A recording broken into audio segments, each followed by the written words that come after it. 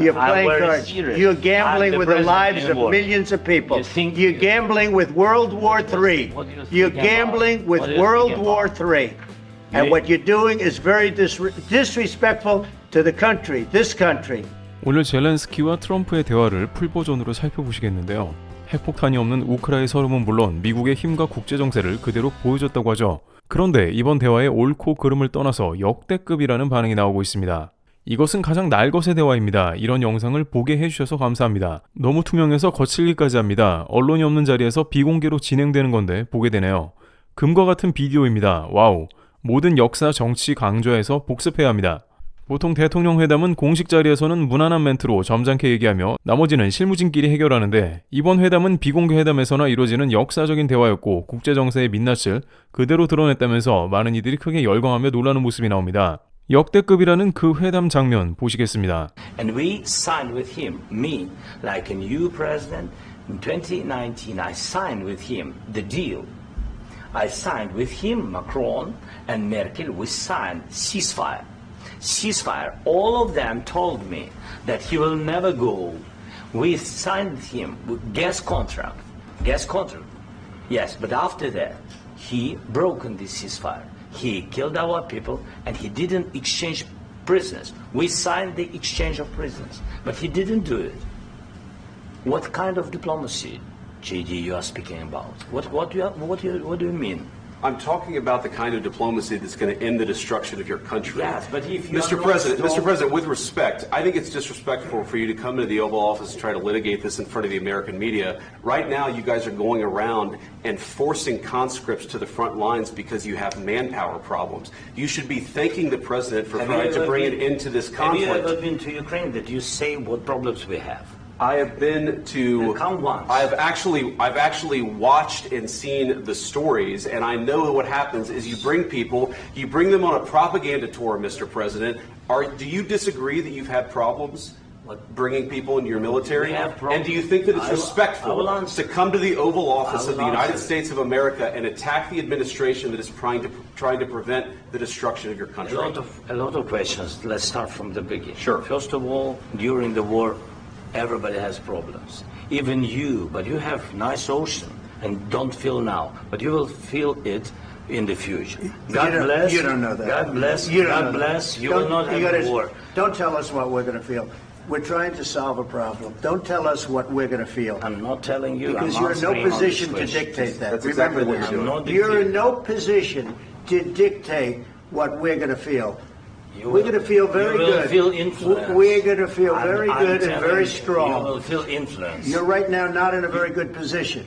You've allowed yourself to be in a very bad position, and he happens to be right about it. From the very beginning of the war. You're not in a good position. You don't have the cards right now. With us, you start having cards. Right now, you don't. You're playing cards. You're playing cards. You're gambling with the lives of millions of people. You're gambling with World War III. You're gambling with World War III. And what you're doing is very disrespectful to the country, this country. That's backed you far more than a lot of people said they should have. Have you said thank you once? This entire meeting? No, in this entire meeting, have you said thank you? We are staying in our country, staying strong from the very beginning of the war. We've been alone, and we are thankful. I said thanks you haven't in been this alone. cabinet. You haven't been alone. In this cabinet. We gave you, through this stupid president, $350 billion. We gave you military equipment, and you men are brave, but they had to use our military. If you didn't have our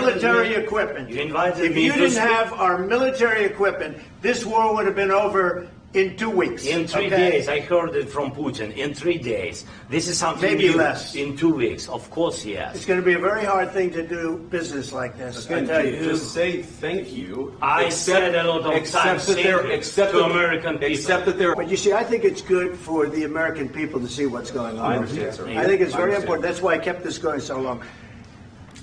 You have to be thankful. You don't have the cards. You're buried there. You're people are dying. You're running low on soldiers. Listen, you're running low on soldiers. It would be a damn good thing. And then you tell us, I don't want a ceasefire. I don't want a ceasefire. I want to go and I want this. Look, If you could get a ceasefire right now, I tell you, you'd take it so the bullets stop flying and your men stop getting killed. Of course, we want to stop the war. But you're saying you don't want a ceasefire. But I said to you, I want a ceasefire. With guarantees. Because you'll get a ceasefire faster than an agreement. Ask our people about ceasefire, what they think. That wasn't with me. That wasn't with me.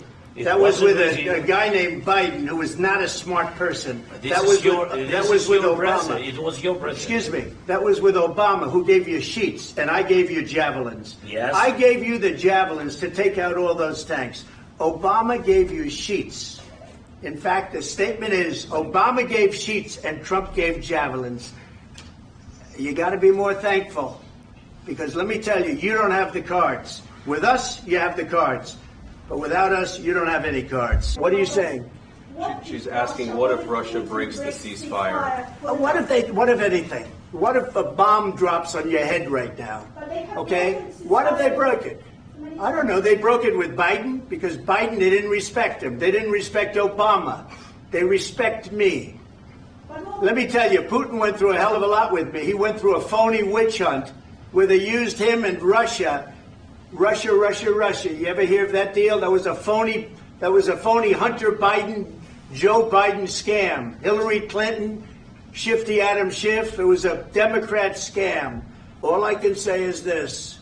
He might have broken deals with Obama and Bush, and he might have broken them with Biden. He did, maybe. Maybe he didn't. I don't know what happened.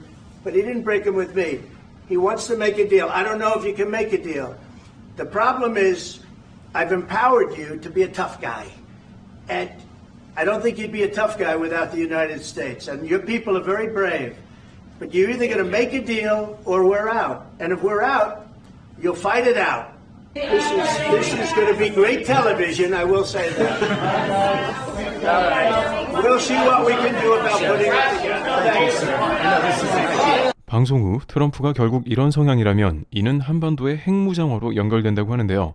미국 전문가의 의견을 끝으로 마무리하겠습니다. 미국 보수 성향 싱크탱크 카토 연구소의 더그 밴도우 수석 연구원은 포린 폴리시 기고문에서 미국 정부가 한국의 핵무장을 용인할 수도 있다는 예측을 내놓으면서 논란이 되고 있습니다. 소련 해체 직후인 1994년 핵을 포기하는 대가로 미국의 안전보장을 약속받았던 우크라이나도 작년 러시아의 침공을 받자 핵무기를 그대로 보유하고 있었다면 러시아의 침략이 불가능했을 것이라고 한탄했습니다.